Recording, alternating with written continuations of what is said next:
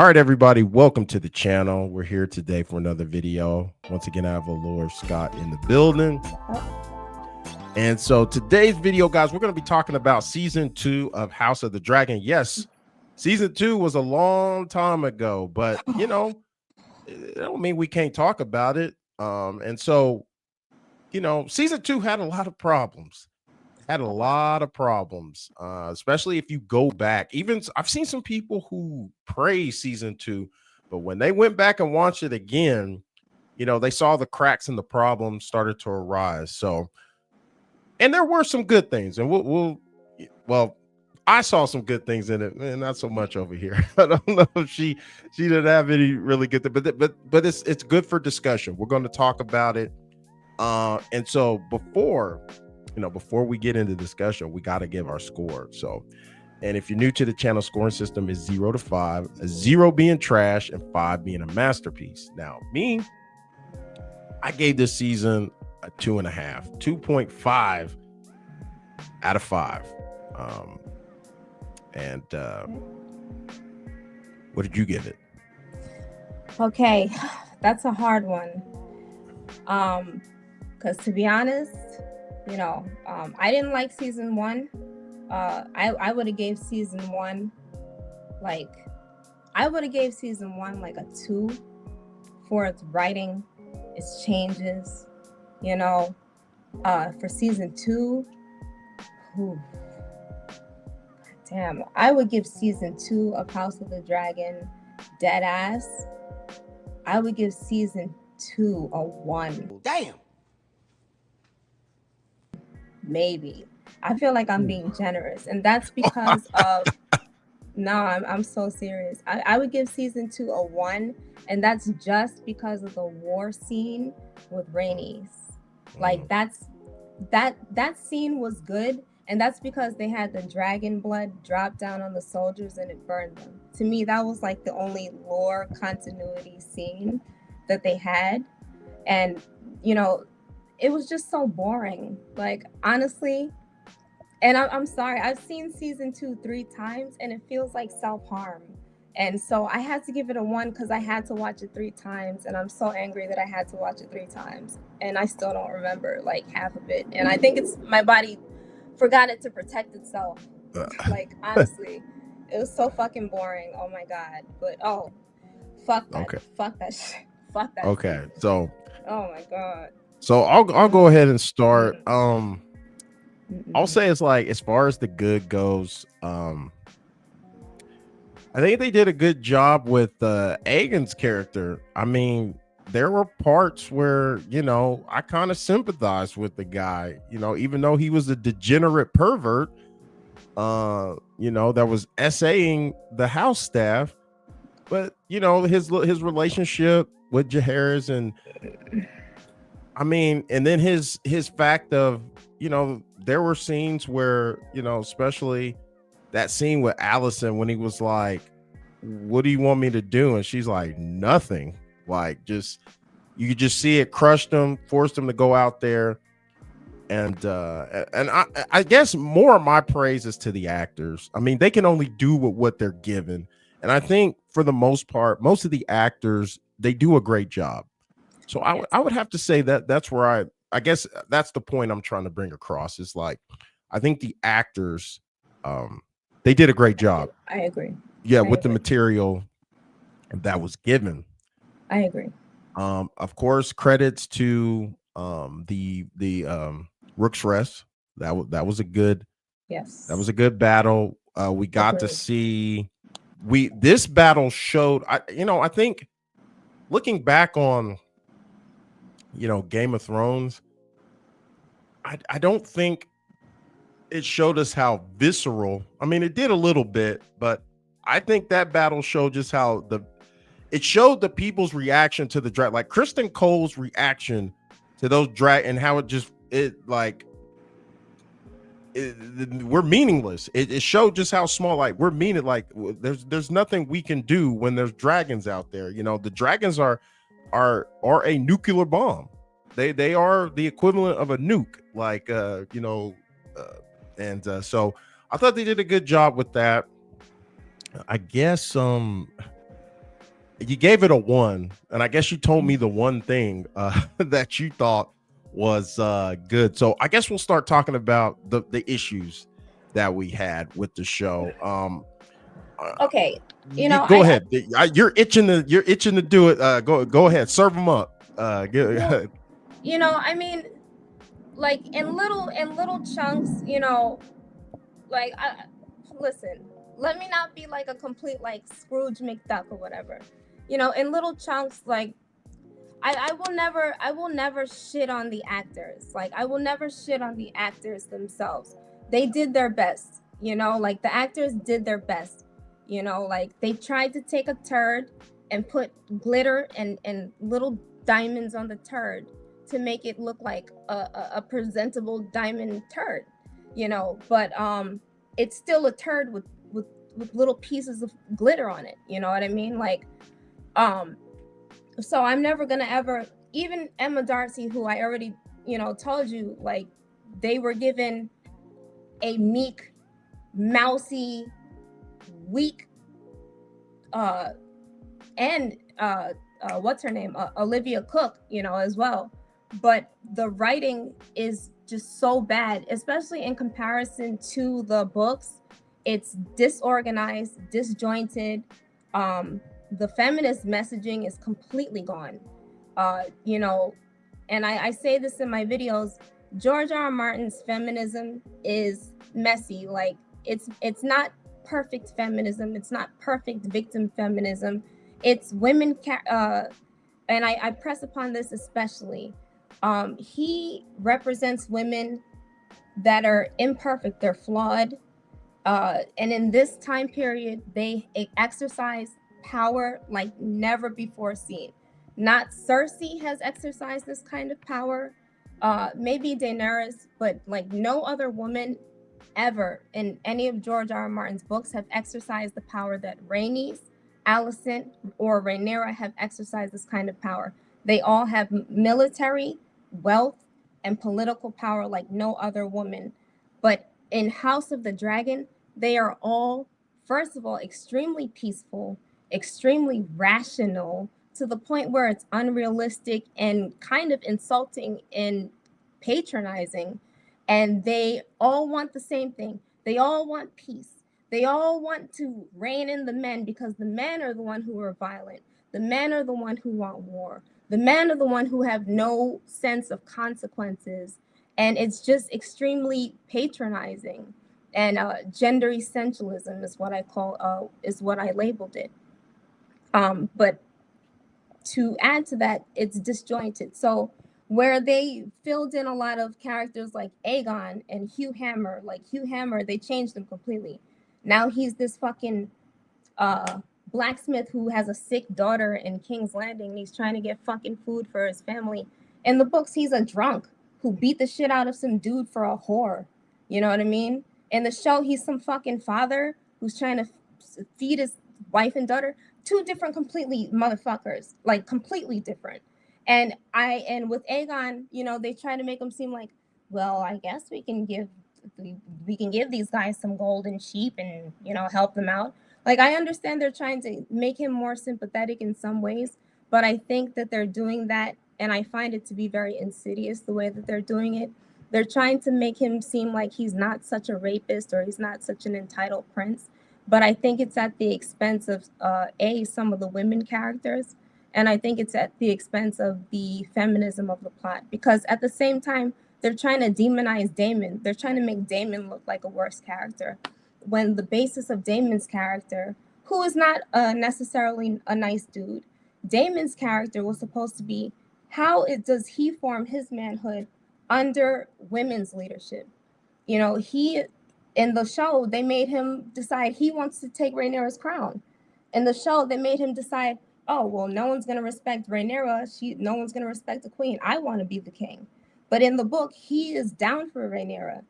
In the book, he has to decide, all right, I need to fight for my queen. That's the man I'm going to be. I'm going to be the general. I hope I'm not rambling. Am I rambling? No, you're good. You're good. Okay. All right. Sorry. This is not scripted. My video is scripted, so it's like a lot more structure. Oh no, it's all right. We just flowing. It's cool. I'm sorry, but That's cool. I think a lot of the writing is very fake. I think a lot of the things that they introduce, or the way that they're doing it, is not done in good faith. You know, like why did when they're having Rhaenyra in her council meetings, that takes away from Jace's story. When they have Jane Eyre being a real bitch to Rhaena, Jane Eyre has her own plot. Jane Eyre is Rhaenyra's cousin in the Vale. Yeah, she has that friend of hers. Jane Eyre is a fucking lesbian. Okay? That's what I'm saying. Like, they kind of, it's a friend, but we know, no, that's her lover. Like, that's her lover. They cut that. Yeah. They cut that. Jane Eyre supported Rhaenyra down. Do you know why? They're cousins. Not just because they're cousins. Jane Eyre's own Jane Eyre. Yeah, she had the same, the same issue. Yeah, her own male cousin tried to steal her throne. Mm-hmm. And she threw him in a sky cell to stop him. Mm-hmm. And she said in the books, we women must stick together. Of course I'm going to support my cousin. Mm-hmm. They cut that. That's a huge point. Why would they cut that if this is such a so-called feminist story?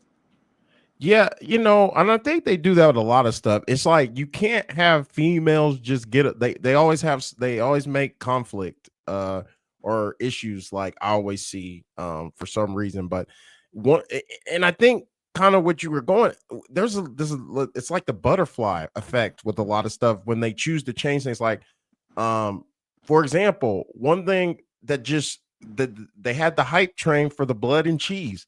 Oh God, it's gonna be worse than the Red Wedding.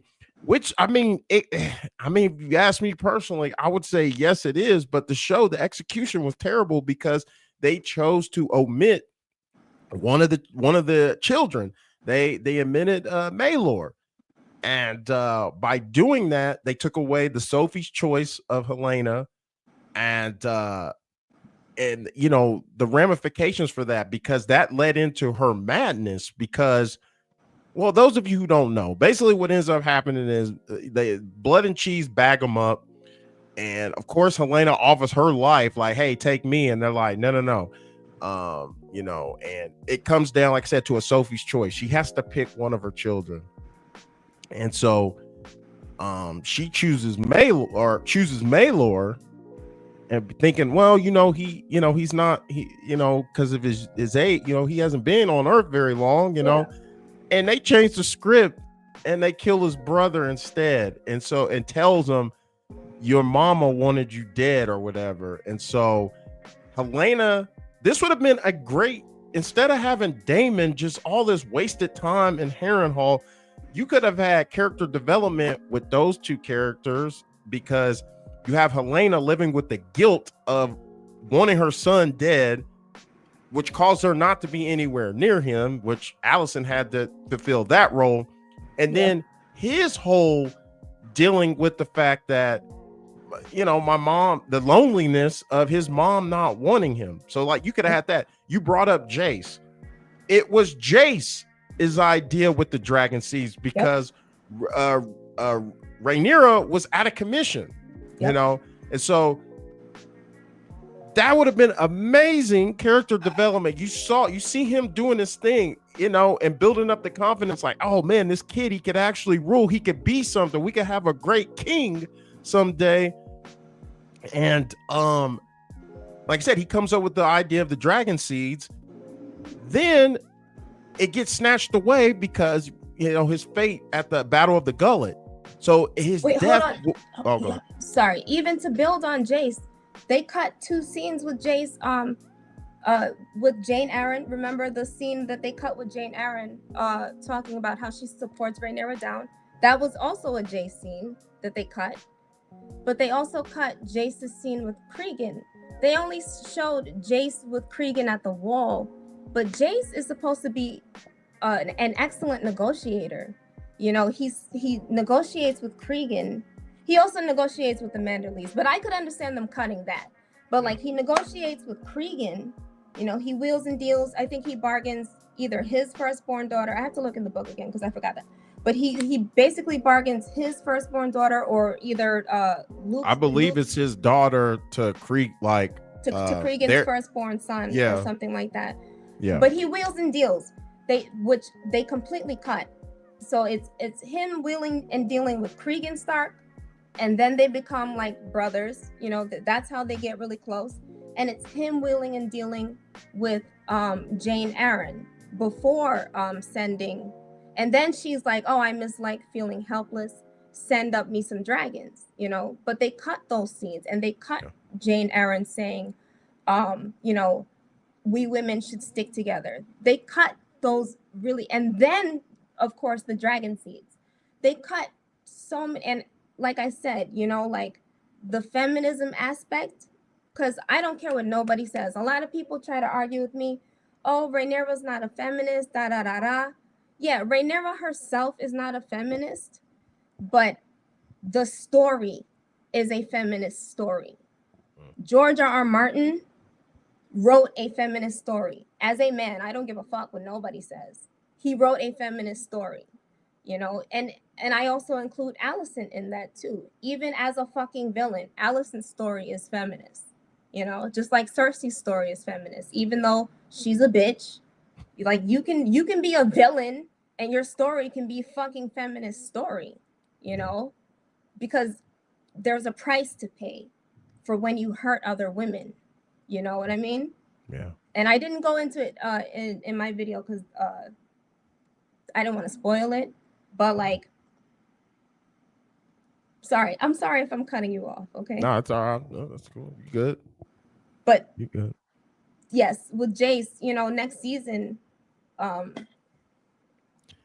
See, like his fate would have been the part. Like I said, that would have if they, you know, and that had nothing to do with the creators. That was more of a, you know, the suits, you know, they cut it short, 2 episodes short. But but even if you would have gave him the develop, like I said, like he's kind of a, like I said, a could have been character, a Robb Stark kind of guy. Could have, you know, because then his death, you know, it would mean something when he ultimately passes away in the first episode of season 3. You know, Battle of the Gullet. It's not going to have the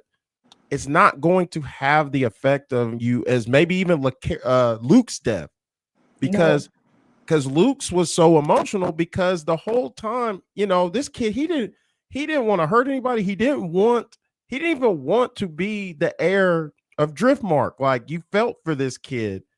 And so when his death happened, there was something there. They made so much development that Jace, there's nothing there. There's nothing there. Like I said, it's all back to the writing, and some of these decisions that they made really, really hurt the season.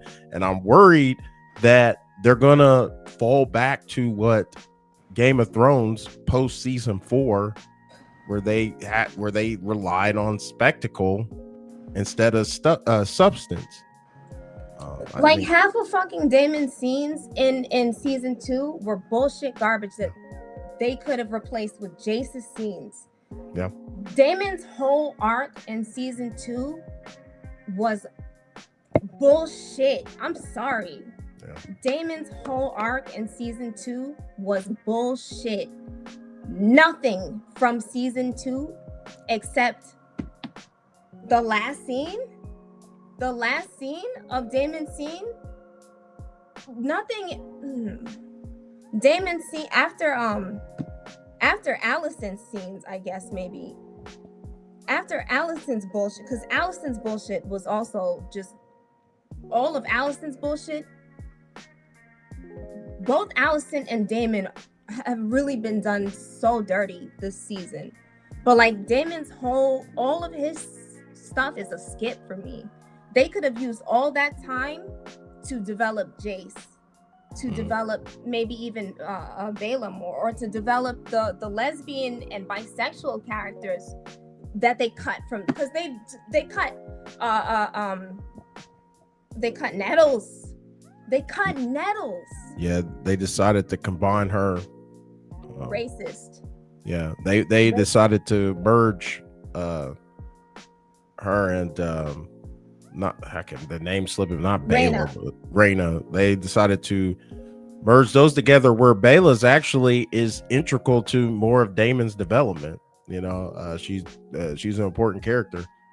And so I think that's fucking racist. Like, to me, you cannot just because Phoebe Campbell is Reina's actor.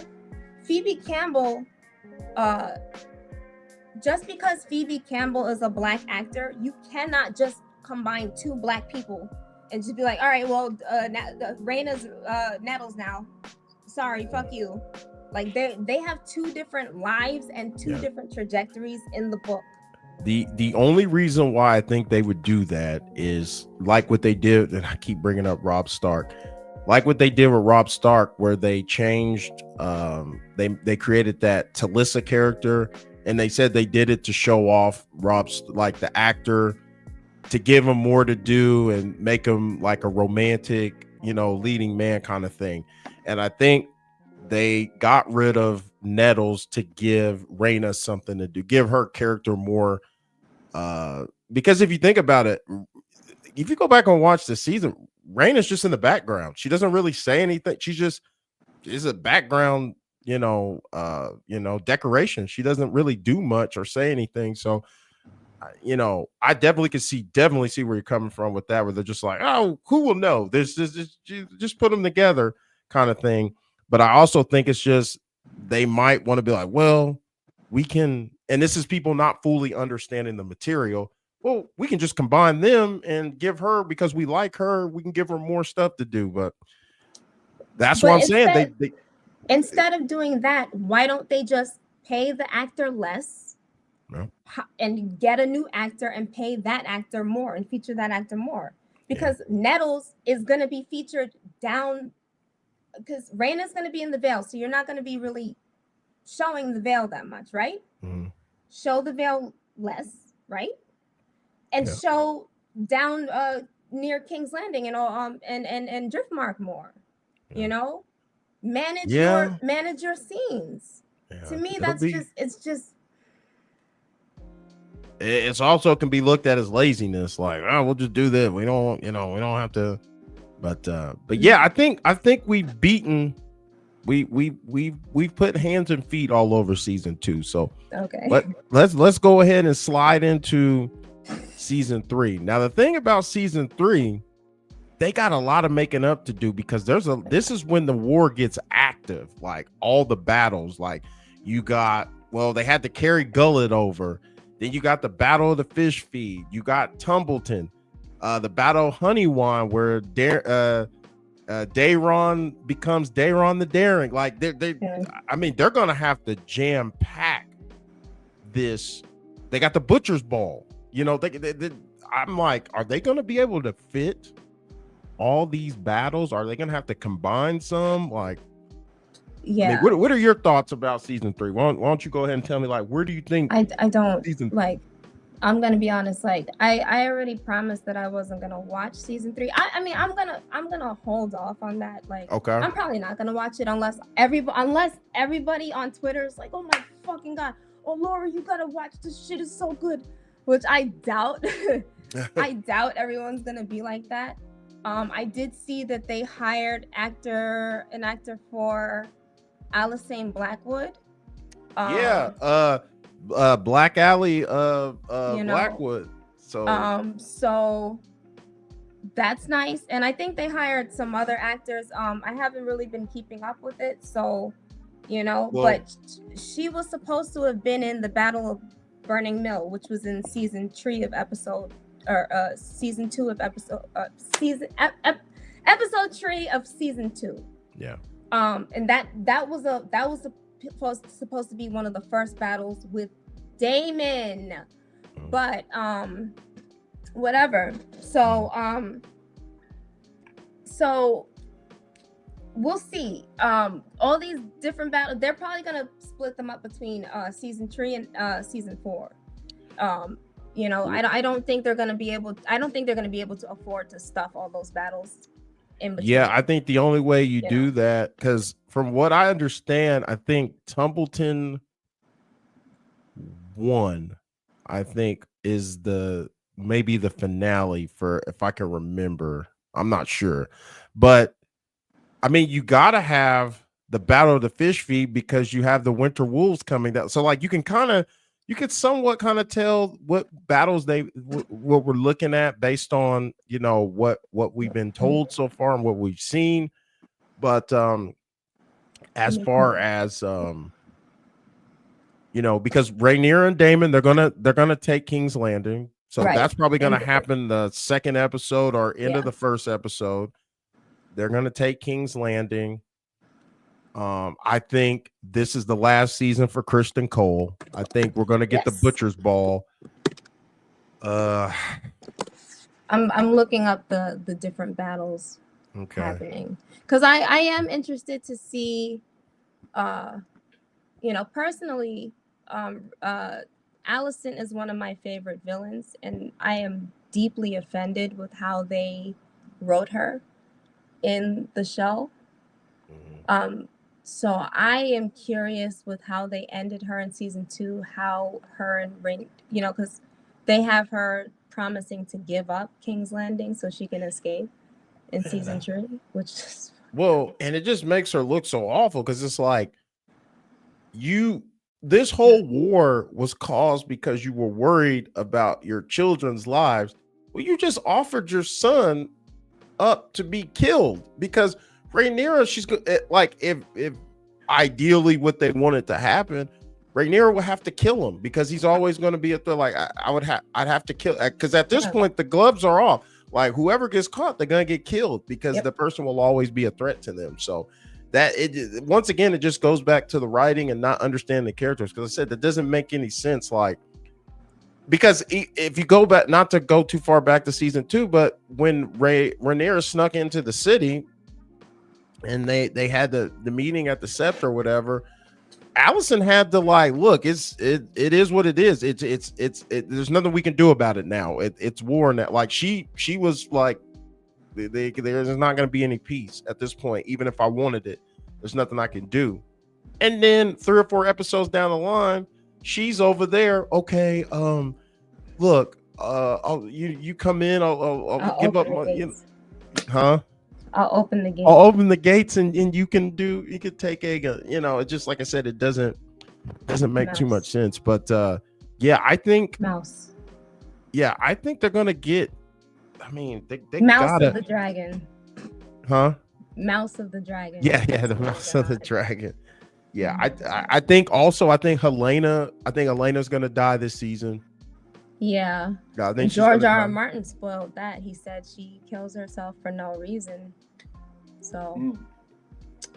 But the interesting thing is, Daeron. I mean, you know, they got a lot to make up for because, you know, people who don't know the material, they're gonna be like, who is this guy? You know, they started mentioning them, of course, last season, and then if you watch the opening credits, because how they do the bloodline, they started showing him in there as well. And then, like, once again, going back to Jace, they were Milk Brothers. Like, you know, they did, you know, stuff like that, like little things like that, you know, they could have introduced. But I think I will say this. I think season 3 is going to be better than season 2 because I think they're going to get their full episodes. They said that they're going to be 10 episodes. They're going to get their full. They're going to get their full 10, I believe. Okay. Because the problem with it wasn't the 8 episodes. It was they wrote it for 10 and they were told you got to make it 8, but it was too late, kind of thing. Like I think if you told the people, hey, at the beginning we're only doing 8 episodes, I think they would have formulated the show to flow to 8 episodes, but it was like they had it planned for 10 and then they came back and said, oh, well, you know, we ain't got the money to do it like that. So you know, I don't know, man. I know you're like, man, I'm done, but I'm still holding out hope. You know, because I've seen some of the like they casted Tommy Flanagan to play Dustin, the lead in the Winter Wolves. you know, from Sons of Anarchy, and he's been in all kinds of stuff. I mean, if you see him, he's a Scottish actor who has the Chelsea grin or whatever, like the Joker. He actually has those real cuts on his. If you see his face, I mean, if you watch movies, you've seen this guy before. I have to look it up because Yeah, I he got. haven't been keeping up with the casting. I think the last one I seen was the woman who's been cast as Alison Blackwood. So I'm gonna have to check it out. Yeah, he got cast as Roderick Dustin or whatever, and so the interesting thing about that, before we wrap this up, is what's Cregan Stark's role going to be like? Are they going to do something where they bring him down and make him a participant? Because in the material, that would be a waste of a character if they don't. Yeah. But fuck that. Yeah, because in the material, it's Roderick Dustin who leads the North, but Cregan, you know, his thing isn't until the Hour of the Wolf. And that won't be till. I think is it going to 5 seasons? I don't know if they. No, I think it's supposed to be only 4. Okay, I was about to say, because I don't think they have enough material to go 5 seasons. So, you know, he won't be relevant until then. But I think they might be doing some, like, because they have Allie Blackwood, and you know they end up together, so they gotta meet or do something during this season. I think they have to finish with Aegon the Third. You know, at least they have to finish with that. Yeah. So do you think like Cregan and Allie Blackwood will they interact and do some stuff together this season, or I don't know. You don't think you don't know? There's so much that's changed. I'm just worried about like the structure of the story. I don't know if they're going to follow even the structure of the wars and the battles. I don't know what's going to get cut. I don't know what's going to get merged together, you know, like that, like it's just so up in the air for me, you know, like they've been changing so much shit since the beginning, and I feel like some of the changes have been so unnecessary. It's just so hard for me to like pin it down, you know. I wish like, you know, I could understand if they had changed things that were, you know, like necessary sacrifices, that I could be like, okay, well, they changed that, or they merged those two characters because, you know, she was kind of unnecessary, and, you know, and he was kind of like a filler character or something like that. You know what I mean? Yeah, like, you know, you have characters that are basically repetitive, like, you kind of thing. Or like George R. Martin was just spitting out names in the book. But it's like they've done such major changes, you know, that really like affect major events. Like we don't even know the characters' fucking ages at this point. Yeah. You know, like we don't like how old, like Allison is 35, 36, 34. She's a year older than her son in the show. Like we don't know how old. It's just it's a lot. Like it's a lot. There's a lot of continuity issues. There's a lot of structure issues, you know, and so it's just really, really hard for me to even make predictions. And then I think you mentioned some spy cam. Yeah, they got drone footage. Yeah, of what was it? Damon who meets young Daron on the field. Yeah. Now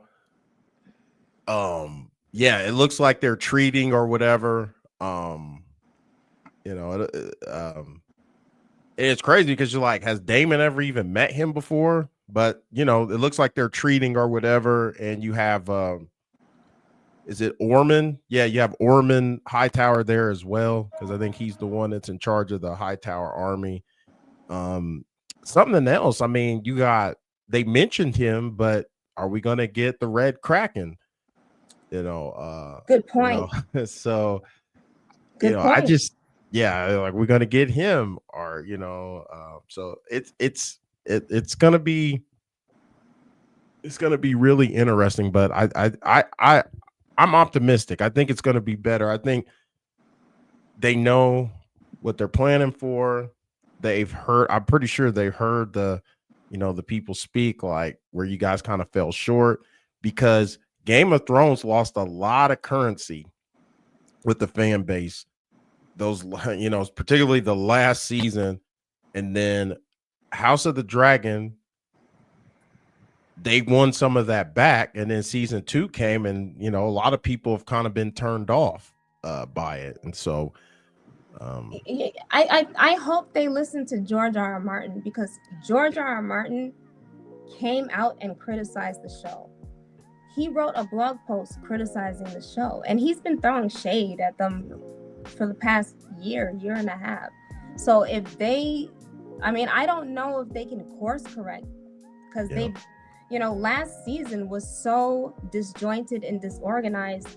I don't know how they can course correct, but whatever they do, they have to at least make it interesting. You know, I mean, they've changed so much. Like, that's why I appreciate your optimism, but I just I don't know. Yeah, you know, we'll see where that goes. But yeah, we're just doing some spitballing about season 3, but we'll go ahead and wrap this up. Once again, Alore, thanks for coming on the channel. Yeah, thank you too. And guys, like I always tell you, if it's for 1 minute, 5 minutes, or the whole damn video, I appreciate you taking time out of your day to view my content. If you haven't already, hit that subscribe, smash the like, get in the comments. I know this is a lengthy video, but get in the comments. Let me know what you think, guys. Are you optimistic about season 3 of House of the Dragon, or did you have a different experience than we did with season 2? Either way, I'd love to hear from you. So with that being said, everybody, it's your boy P signing off. And once again, thank you, Alore. And guys, I will see you in the next video. Take it easy.